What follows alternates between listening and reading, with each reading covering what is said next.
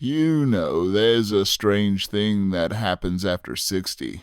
We start to accept certain aches as permanent. We begin to believe that creaky knees in the morning are just part of the deal.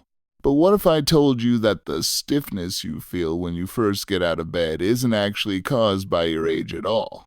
It's caused by what you did, or more importantly, what you didn't do yesterday.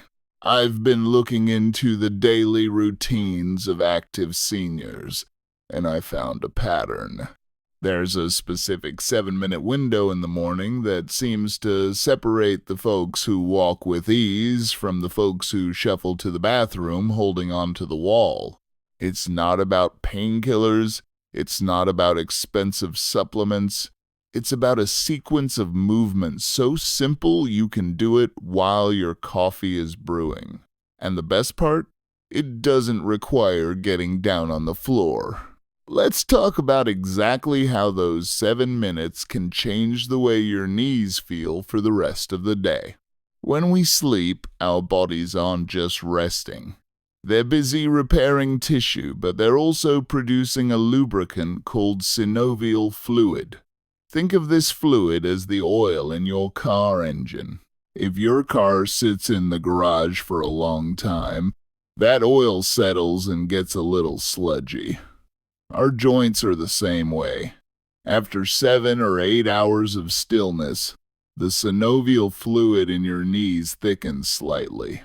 When you wake up and immediately put all your body weight on those stiff joints, you're basically asking a cold engine to race down the highway. That grinding tight sensation you feel during those first few steps isn't bone rubbing on bone in the way you might fear. It's the stiffness of a joint that isn't lubricated yet. Understanding this is the secret. The goal of our 7-minute morning habit isn't exercise in the traditional sense.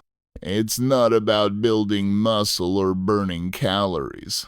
The goal is purely to warm up that fluid, circulate it around the joint, and signal to your body that it's time to move freely. So, how do we do this without hurting ourselves? The key is something called non-weight-bearing movement. Many seniors make the mistake of jumping straight into standing stretches as soon as they get out of bed. They lean on a chair to pull their leg up behind them, putting all their weight on one stiff knee. That can actually aggravate the joint. Instead, the real magic happens before you even get out of bed.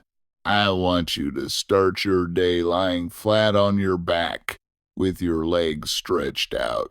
This is where we steal a concept from a discipline known as the McKenzie method, often used by physical therapists.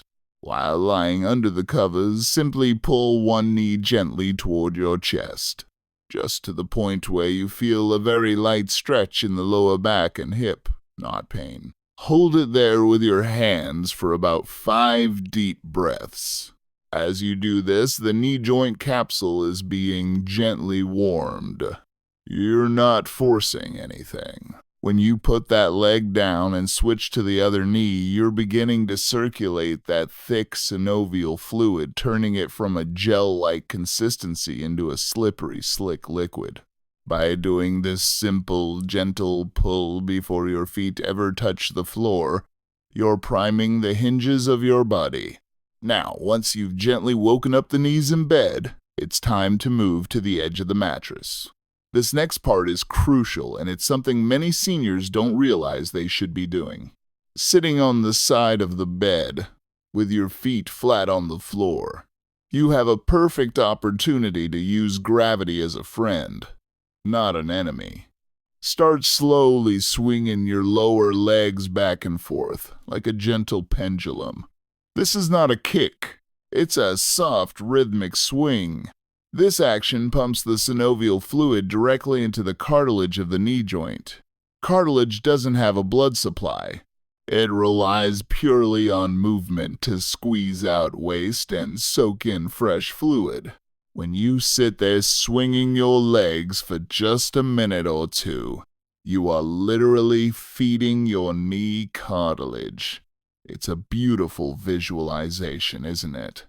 You're not wearing down your knees by moving them. You're feeding them. This simple pendulum swing might feel so easy that it seems useless, but for a joint that has been static for hours, it's a lifesaver. It's these small, consistent motions that reduce the inflammatory markers in the joint fluid. After you've fed the cartilage, we need to wake up the muscle that protects the knee. People usually talk about the quadriceps, the big muscle on the front of the thigh.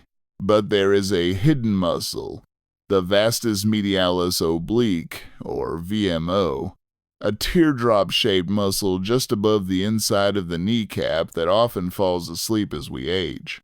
When this little muscle is weak, the kneecap doesn't track properly in its groove, causing pain and clicking. To wake it up, stay seated and straighten one leg out in front of you, locking the knee gently. Point your toes slightly outward and flex your foot back towards you. You should feel a specific tightness just above the inside of your knee. Hold that squeeze for a count of 10, then release. There's no weight, no heavy lifting, just a conscious activation of that very specific spot. By doing this 10 times on each leg, you're telling your brain, this muscle needs to work today. Without this connection, you can walk all day long and never actually use that stabilizing muscle, causing your knee to bear weight unevenly. Once you stand up, we move into stability. The kitchen counter or the back of a sturdy chair becomes your best tool. Standing up straight, you want to do a series of very shallow heel raises. Not a full-on calf workout, just a gentle lifting of the heels off the floor and a slow lowering back down. This does two things. First, it pumps the blood from the lower legs back up toward the heart, waking up your entire circulatory system. Second, it builds eccentric control in the muscles that surround the knee. When you lower your heel slowly, you're training the muscles to act as shock absorbers. Many seniors walk with a heavy, flat-footed step because they've lost this shock absorption. You can practice walking silently, as if you're trying not to wake a sleeping grandchild. This quiet, controlled step forces the knee muscles to cushion the joint. It's a completely different way of walking, and it takes all the jarring impact off the knee cartilage. Finally, we enter the mobility phase, and this is the part that surprises most people. We think our knees are just a hinge that opens and closes, but the truth is, the knee also needs to rotate slightly to navigate uneven ground. The lack of rotation is why stepping off a curb or turning quickly can feel dangerous. To restore this, stand with your feet hip-width apart.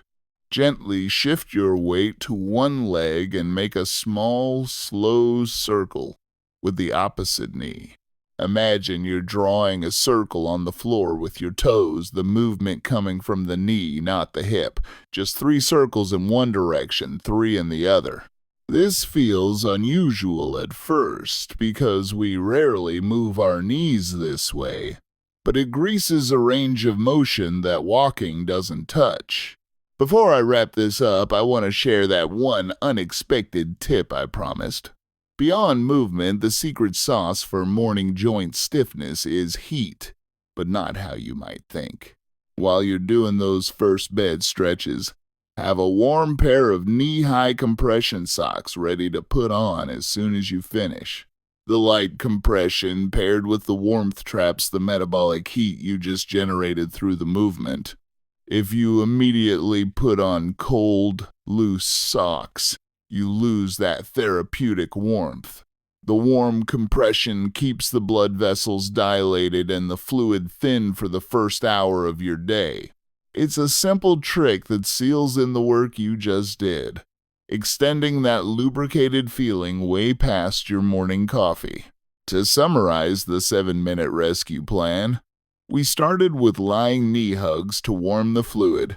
moved to seated pendulum swings to feed the cartilage, activated that teardrop muscle to stabilize the kneecap, used heel raises to build shock absorption, and finally practiced knee circles for rotational freedom.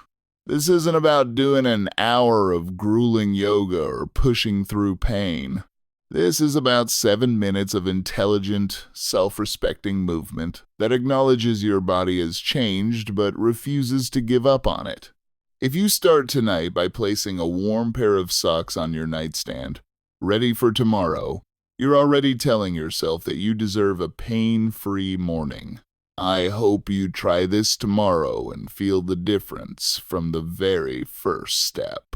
If this brought you some relief or a new perspective, please like and subscribe so we can keep building a community that moves with confidence, not fear. Thanks for being here. Now, I know some of you might be thinking, this sounds nice, but I've had knee pain for years. Can 7 minutes really help me? I understand that doubt. I've spoken to so many seniors who have been told that joint replacement is the only answer, or that they should just learn to live with the discomfort. But here's what the research and physical therapists are telling us now. Movement done correctly and consistently is actually a form of medicine. It doesn't mask the pain, it changes the environment inside the joint. You see, cartilage doesn't grow back in the way we wish it would. That's the reality. But the health of the cartilage you still have is entirely dependent on how well you feed it through motion.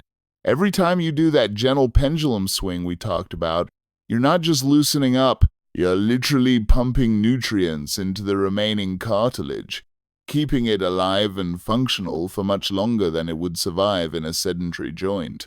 So yes, 7 minutes might not regrow what is lost, but it can absolutely preserve and optimize what remains. And for most of us, that preservation is the difference between walking the golf course and sitting on the bench. There's also a deeper connection here that I want to touch on. When your knees hurt, you naturally move less. When you move less, you lose strength in your hips and your core. When those big muscles weaken, your balance gets shaky. And when your balance goes, the fear of falling starts to creep in. This is a chain reaction that begins with a simple stiff knee. But that chain works in reverse, too. When you take those 7 minutes to free up your knees in the morning, you walk more confidently throughout the day. You take the stairs instead of waiting for the elevator. You bend down to pick up your grandchild without that hesitation. You walk through the grocery store without white-knuckling the cart. Your world expands again. I've seen people go from dreading getting out of bed to rediscovering their love for gardening, all because they unlocked this simple routine. It's not magic. It's just giving your body what it has been asking for all along. A gentle, deliberate wake-up call. Before you start this new habit tomorrow morning, I want to share one final piece of advice. Listen to the difference between discomfort and pain. Discomfort is a dull, stretching sensation. It's work, but it's manageable. Pain is sharp. It's stabbing. It makes you wince. We never ever push through sharp pain. If you feel that, back off. Make the movement smaller. Do fewer repetitions. The ego has no place in healing. This is especially true for those of us over 60. We've spent a lifetime pushing through things, working hard, gritting our teeth. But joint health requires a softer touch. It requires patience. Think of it like brushing your teeth. You don't scrub furiously for an hour once a week. You do it gently, twice a day, every day. That's the mindset. 7 minutes every morning, gentle and consistent.